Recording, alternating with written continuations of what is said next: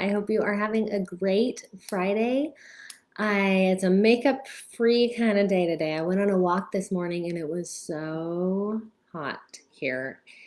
I came home and I jumped in the pool and then I took a shower and I just not feeling the makeup today. So thanks for looking at me anyways. Um, I am excited to talk to you today about simplifying your life. I'm going to share with you a little bit about a book that I read, telling my thoughts on that, and really talk to you about what simplifying can do for you and what that looks like in life. So I have a few experiences. We won't go too long, but a few things that I really want to share that have been helpful to me. So let's start with this. This is a new book by Ali Kasaza called Declutter Like a Mother. She is really great about decluttering, about letting go of your stuff. And for a long time, I've said I'm a minimalist. Ali says it's that she's not a minimalist, and she uses a word that she made up. It's like simplicitism, and I like it. I think that's really what I am too, because it's not like, okay, I can only have two pairs of pants and one skirt and whatever. It's not limited, but what I do with my stuff is I don't let it take over my life. And I'm very ruthless. I forget who it was. Some designer said, be a ruthless editor of your life.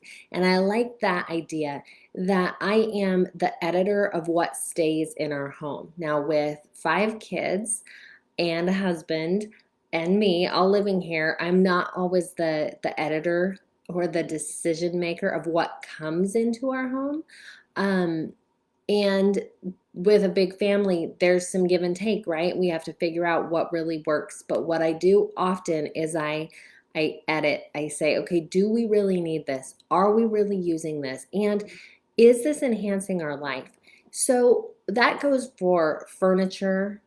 That goes for books and just all the things that we have in our life. I have found that when I go through and I declutter and I get rid of stuff, like, I love it. It leaves me feeling lighter. And it really makes sense as I've read this book, and I also recently read A Simplified Life by Emily Lay.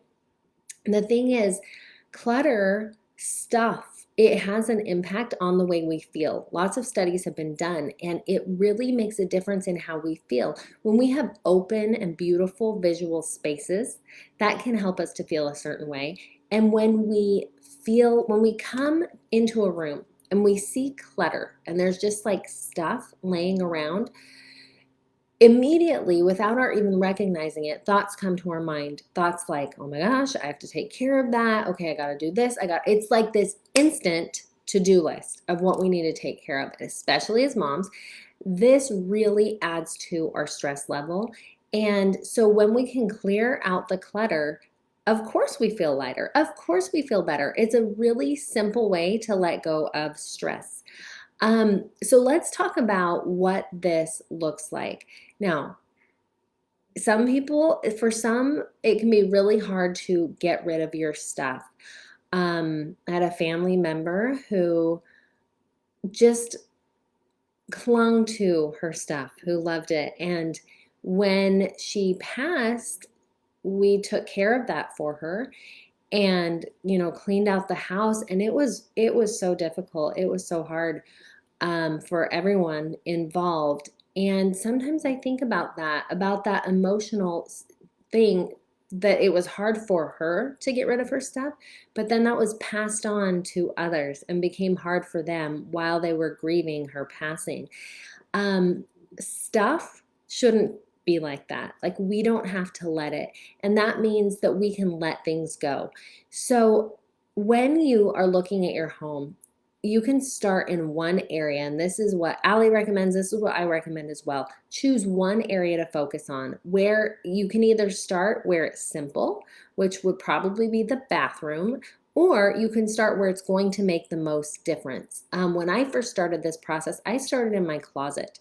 I was like, you know what? I want to walk in my closet and know that everything in my closet fits me, feels good on me. I like it. And these are actual choices. Because how many times have you gone into your closet, full closet, it's got a ton of stuff in there, and you're like, I have nothing to wear?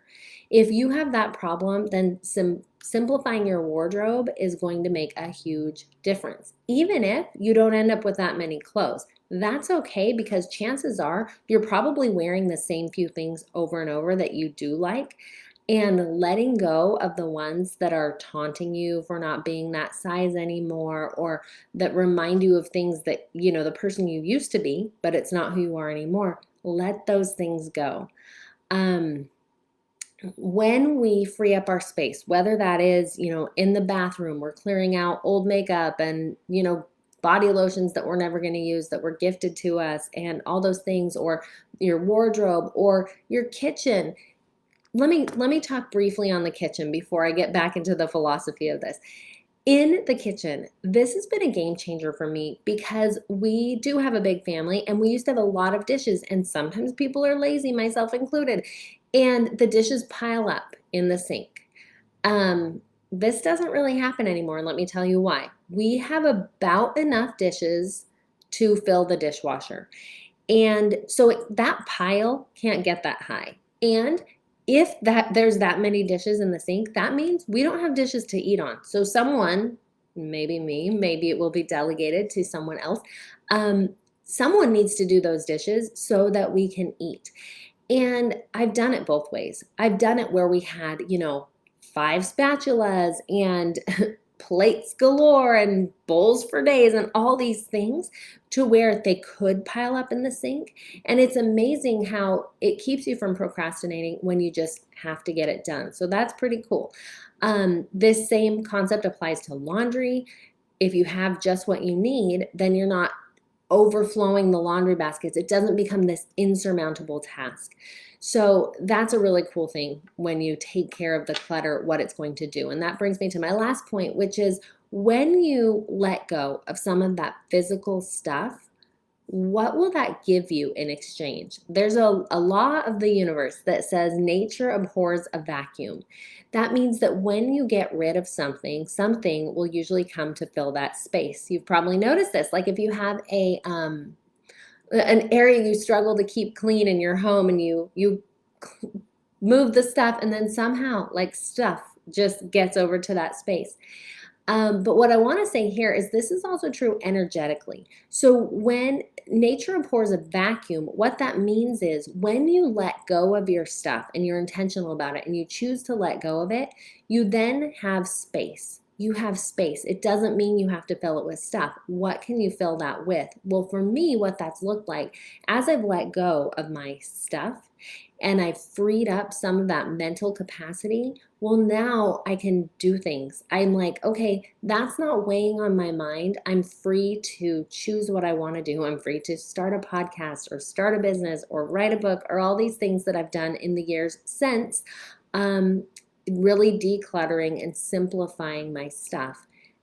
Your clutter, this is something Ali Casaza says, clutter is a thief. It steals from you. It steals your time. It steals your energy. It steals your motivation. Don't let it steal from you. You can choose to get rid of as much stuff as you want to and live a simpler life.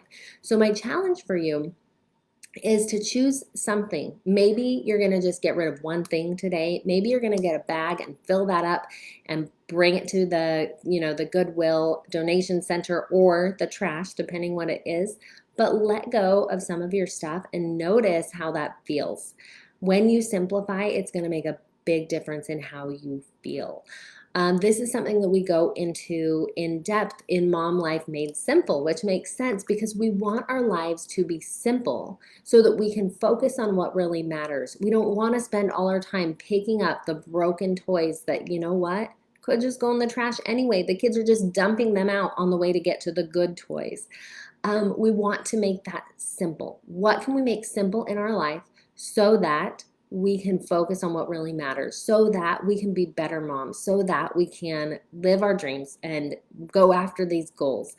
That's what Mompreneur Life Made Simple is all about. And you notice I called it Mom Life Made Simple and I called it Mompreneur Life Made Simple. It's mom in parentheses, preneur life made simple. That means whether you are a mom or a mompreneur, it is a good fit for you if you want to find balance between your family and your personal goals. Simplifying is just one of the things that we tackle.